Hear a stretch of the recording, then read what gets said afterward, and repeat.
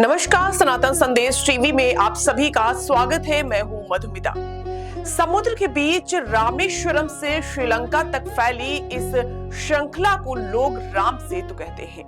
यही वो पुल है जिसे भगवान राम की सेना ने लंका पहुंचने के लिए बनाया था।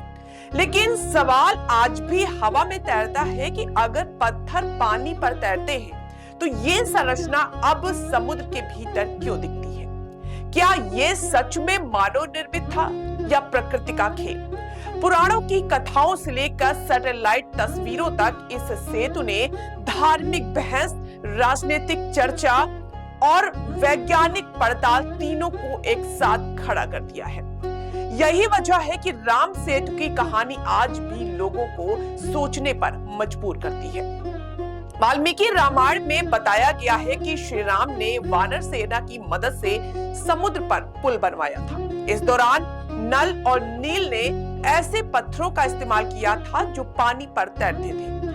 कई लोग आज भी रामेश्वरम के आसपास मिलने वाले हल्के पत्थरों को इसी कहानी से जोड़ते हैं। रामायण के अलावा कुछ पुराणों और लोक कथाओं में भी इस सेतु का जिक्र आता है। दक्षिण भारत के कई मंदिरों में इसे दिव्य निर्माण माना जाता है। स्थानीय लोग बताते हैं कि पुराने समय में यहाँ पानी कम गहरा था और लोग पैदल या नाव से पार के टापुओं पर तक जाते थे। आधुनिक दौर में ये मुद्दा तब ज्यादा चर्चा में आया जब सैटेलाइट तस्वीरों में भारत और श्रीलंका के बीच उथली चट्टानों की लंबी श्रृंखला साफ दिखी।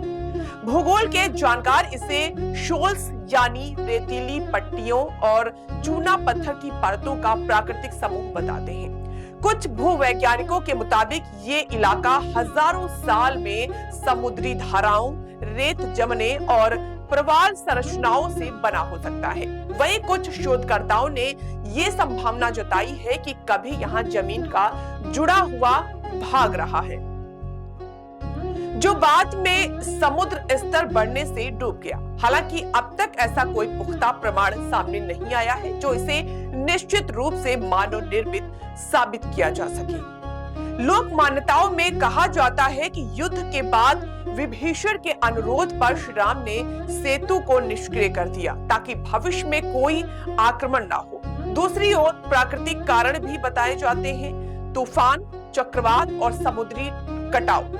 इतिहास में दर्ज है कि इस क्षेत्र में भीषण तूफानों ने कई बार तटीय भूभाग बदल दिए। 1964 का रामेश्वरम चक्रवात इसका उदाहरण है जिसने धनुषकोडी को लगभग उजाड़ दिया था। ऐसे में ये मानना गलत नहीं है कि सदियों में समुद्र की गहराई और भू आकृति बदली होगी। रामेश्वरम आने वाले श्रद्धालु आज भी नाव से उन उथले हिस्सों तक जाते हैं जहां पानी कमर तक आता है। मछुआरे बताते हैं कि कुछ जगह समुद्र अचानक उथला हो जाता है जैसे नीचे कोई कठोर सतह हो।